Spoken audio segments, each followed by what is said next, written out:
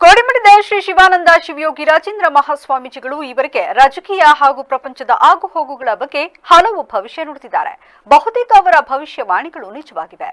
ಹೌದು, ಕಳೆದ ಜೂನ್ ತಿಂಗಳಲ್ಲಿ ಕೋಡಿಮಠದ ಸ್ವಾಮೀಜಿಗಳು ಇಬ್ಬರು ಪ್ರಧಾನಿಗಳ ಸಾವಿನ ಬಗ್ಗೆ ಭವಿಷ್ಯ ನುಡಿದಿದ್ರು. ಅದರಂತೆ ಮಾಜಿ ಪ್ರಧಾನಿ ಮನಮೋಹನ್ ಸಿಂಗ್ ಅವರ ನಿಧನದೊಂದಿಗೆ ಕೋಡಿಮಠದ ಶ್ರೀಗಳು ನುಡಿದಿದ್ದ ಭವಿಷ್ಯ ನಿಜವಾಗಿತ್ತು. ಅದೇ ರೀತಿ ಕೆಲ ದಿನಗಳ ಹಿಂದೆ ಪ್ರಪಂಚದಲ್ಲಿ ಭೂಕಂಪನ ಉಂಟಾಗಲಿದೆ, ಇದರಿಂದ ಹೆಚ್ಚು ಸಾವು ನೋವುಗಳು ಸಂಭವಿಸಲಿದೆ ಎಂದು ಭವಿಷ್ಯ ನುಡಿದಿದ್ರು. ಇದೀಗ ಆ ಭವಿಷ್ಯ ನಿಜವಾಗಿದೆ. ಮಯನ್ಮಾರ್ ಮತ್ತು ಥೈಲ್ಯಾಂಡ್ನಲ್ಲಿ ಸಂಭವಿಸಿದ ಭೀಕರ ಭೂಕಂಪದಲ್ಲಿ ಸಾವನ್ನಪ್ಪಿದವರ ಸಂಖ್ಯೆ 1644ಕ್ಕೆ ಏರಿಕೆಯಾಗಿದೆ. ಈವರೆಗೂ 3400 ಜನರು ಗಾಯಗೊಂಡಿದ್ದಾರೆ. ಸಾವು ನೋವಿನ ಬಗ್ಗೆ ನಿಖರ ಮಾಹಿತಿ ಇನ್ನೂ ಸಿಕ್ಕಿಲ್ಲ. ಜನರ ಸಾವಿನ ಸಂಖ್ಯೆ ಇನ್ನಷ್ಟು ಏರಿಕೆಯಾಗುವ ಸಾಧ್ಯತೆ ಇದೆ. ಅವಶೇಷಗಳ ಅಡಿ ಇನ್ನೂ 100 ಮಂದಿ ಸಿಲುಕಿ ಸಾವನ್ನಪ್ಪಿರುವ ಶಂಕೆ ವ್ಯಕ್ತವಾಗಿದೆ. ಮಾರ್ಚ್ 2, 2025ರಂದು ಕೋಡಿಮಠದ ಶ್ರೀಗಳು ಪ್ರಪಂಚದಲ್ಲಿ ಭೂಕಂಪನ ಉಂಟಾಗಲಿದೆ ಎಂಬುದು ಭವಿಷ್ಯ ನುಡಿದಿದ್ರು. ಇದೀಗ ಮಯನ್ಮಾರ್ ಹಾಗೂ ಬ್ಯಾಂಕಾಕ್ನಲ್ಲಿ 7.7 ತೀವ್ರತೆಯಲ್ಲಿ ಪ್ರಬಲ ಭೂಕಂಪನ ಉಂಟಾಗಿದೆ. ಈ ಹಿಂದೆ ರಾಜಕೀಯವಾಗಿಯೂ ಹಲವು ಭವಿಷ್ಯ ನುಡಿದಾಗಲೂ ನಿಜ ಆಗಿವೆ. ರಾಜ್ಯ ರಾಜಕೀಯದ ಕುರಿತು ಕೋಡಿಮಠದ ಶ್ರೀಗಳು ಭವಿಷ್ಯ ನುಡಿದಿದ್ರು. ಮುಂದಿನ ಮುಖ್ಯಮಂತ್ರಿ ಯಾರಾಗ್ತಾರೆ, ಡಿಕೆ ಶಿವಕುಮಾರ್ ಜೊತೆ ಅಧಿಕಾರ ಹಂಚಿಕೆ ಯಾವಾಗ ಎಂಬ ಚರ್ಚೆಯ ನಡುವೆ ಈ ಭವಿಷ್ಯವಾಣಿ ಹೊರಬಿದ್ದಿತ್ತು. ಸಿಎಂ ಸಿದ್ದರಾಮಯ್ಯ ಅವರ ಮುಖ್ಯಮಂತ್ರಿ ಸ್ಥಾನ ಭದ್ರವಾಗಿದೆ, ಅದನ್ನು ಅಲುಗಾಡಿಸಲು ಸಾಧ್ಯವಿಲ್ಲ ಎಂದು ಕೋಡಿಮಠ ಶ್ರೀ ಭವಿಷ್ಯ ನುಡಿದಿದ್ರು. ಹಾಲುಮತ ಸಮಾಜವು ಪ್ರಾಚೀನ ಕಾಲದಿಂದ ದೈವಾರಾಧನೆ ಮಾಡುವ ಸಮಾಜವಾಗಿದೆ. ಹಾಲು ಕೆಟ್ಟರೂ ಹಾಲು ಸಮಾಜ ಕೆಡದು.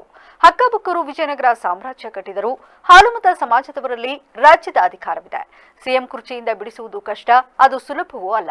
ಮುಖ್ಯಮಂತ್ರಿ ಸಿದ್ದರಾಮಯ್ಯ ಅವರು ಅವರಾಗಿ ಸಿಎಂ ಸ್ಥಾನ ಬಿಡಬೇಕೇ ಹೊರತು ನೀವು ಬಿಡಿಸಿಕೊಳ್ಳುವುದು ಅಷ್ಟು ಸುಲಭವಲ್ಲ ಎಂದು ಕೋಡಿಮಠದ ಶ್ರೀಗಳು ಭವಿಷ್ಯ ನುಡಿದಿದ್ದಾರೆ. ಅದೇ ರೀತಿ ಹಿಂದೆ ಕೊರೋನಾ, ಚಂದ್ರಯಾನ, ಇಸ್ರೇಲ್ ಹಾಗೂ ಪ್ಯಾಲೆಸ್ತೇನ್ ಯುದ್ಧ ಹಾಗೂ ರಾಜಕೀಯ ಬಗ್ಗೆ ಕೋಡಿಶ್ರೀ ನುಡಿ ಕೆಲ ಭವಿಷ್ಯವಾಣಿಗಳು ಸತ್ಯವಾಗಿವೆ.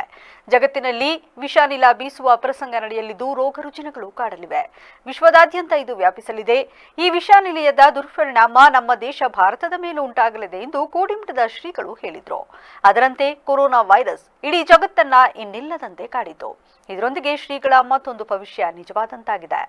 ಹಾಸನ ಜಿಲ್ಲೆಯ ಅರಸೀಕೆರೆ ತಾಲೂಕಿನ ಹಾರನಹಳ್ಳಿ ಕೋಡಿಮಠದ ಶ್ರೀ ಶಿವಾನಂದ ಶಿವಯೋಗಿ ರಾಜೇಂದ್ರ ಸ್ವಾಮೀಜಿಯವರು ಕಳೆದ ವರ್ಷ ಜಾಗತಿಕ ಮಟ್ಟದಲ್ಲಿ ಸಂಭವಿಸುವ ಘಟನೆಗಳ ಬಗ್ಗೆ ಭವಿಷ್ಯ ನುಡಿದಿದ್ರು. ಕಳೆದ ವರ್ಷದ ಶ್ರಾವಣ ಮಾಸದ ಮಧ್ಯಂತರದಲ್ಲಿ ಜಾಗತಿಕ ಮಟ್ಟದಲ್ಲಿ ವಿಪರೀತ ಮಳೆಯಾಗಲಿದೆ. ಅಂತಾರಾಷ್ಟ್ರೀಯ ಮಟ್ಟದಲ್ಲಿ ಯುದ್ಧ ಭೀತಿ ಇದೆ. ಭೂಕಂಪನಗಳು, ಸುನಾಮಿಗಳಿಂದ ಹೆಚ್ಚಿನ ಜನರ ಸಾವು ನೋವು ಸಂಭವಿಸಲಿವೆ. ವಿಷಾನಿಲ ಬೀಸುವ ಪ್ರಸಂಗವೂ ಇದೆ. ಅದು ಎಲ್ಲಾ ಕಡೆಯೂ ವ್ಯಾಪಿಸಲಿದೆ. ಯುದ್ಧದ ಭೀತಿಯಿಂದ ಹಾಗೂ ಮಳೆಯಿಂದ 2 ದೇಶಗಳು ಭೂಪಟದಿಂದ ಕಣ್ಮರೆಯಾಗಲಿವೆ ಎಂದು ಹೇಳಿದ್ರು. ಕೋಡಿಶ್ರೀಗಳ ಭವಿಷ್ಯ ಮತ್ತೆ ನಿಜವಾಗುತ್ತದೆ ಎಂಬಂತೆ ಇಸ್ರೇಲ್ ಪ್ಯಾಲೆಸ್ತೇನ್ ಯುದ್ಧವಾಗಿದೆ. ದೇಹ ಅಶಕ್ತಿಯಿಂದ ದಾರಿಯಲ್ಲಿ ಬಿದ್ದು ಸಾಯುತ್ತವೆ ಎಂದು ಕೋಡಿಮಠದ ಶ್ರೀ ಶಿವಾನಂದ ಶಿವಯೋಗಿ ರಾಜೇಂದ್ರ ಸ್ವಾಮೀಜಿ ಭವಿಷ್ಯ ನುಡಿದಿದ್ರು. ಈ ಮಾತು ಹೇಳಿದ ಕೆಲವೇ ತಿಂಗಳ ಬಳಿಕ ನಿಜವಾಗಿತ್ತು. ಬಾಂಬ್ಗಳು, ಭೂಕಂಪ, ಯುದ್ಧ ಭೀತಿ, ಜನಗಳ ಮೇಲೆ ನಿಯಂತ್ರಣ ಕಳೆದುಕೊಂಡು ಹುಚ್ಚರಾಗುವುದು, ದೇಹ ಅಶಕ್ತಿಯಿಂದ ದಾರಿಯಲ್ಲಿ ಬಿದ್ದು ಸಾಯುವುದು, ದೇಹ ಅಂಗಾಂಗಗಳ ಮೇಲೆ ಪ್ರಭಾವ ಕಳೆದುಕೊಳ್ಳುತ್ತದೆ ಎಂದು ಕೋಡಿಶ್ರೀ 2022ರಲ್ಲೇ ನುಡಿದಿದ್ರು. ಆ ಬಳಿಕ ನಡೆದ ಪ್ರಕರಣಗಳಲ್ಲಿ ಗಮನಿಸಿದರೆ ಎಲ್ಲವೂ ನಿಜವಾಗುತ್ತದೆಯೇ ಎಂಬ ಅನುಮಾನ ಮೂಡಿಸಿತ್ತು. ಹೌದು, ಎಳೆ ಪ್ರಾಯದ ಯುವಕ ಯುವತಿಯರು ನೋಡುತ್ತಿದ್ದಾಗಲೇ ಕುಸಿದು ಬಿದ್ದು ಸಾವನ್ನಪ್ಪುವ ಪ್ರಕರಣಗಳು ಹೆಚ್ಚಾದವು.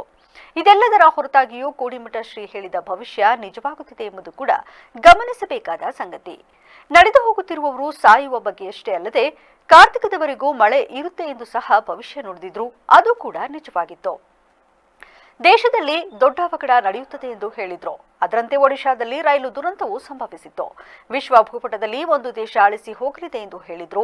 ಅದರಂತೆ ಅಫ್ಘಾನಿಸ್ತಾನ ತಾಲಿಬಾನ್ ವಶವಾಯಿತು.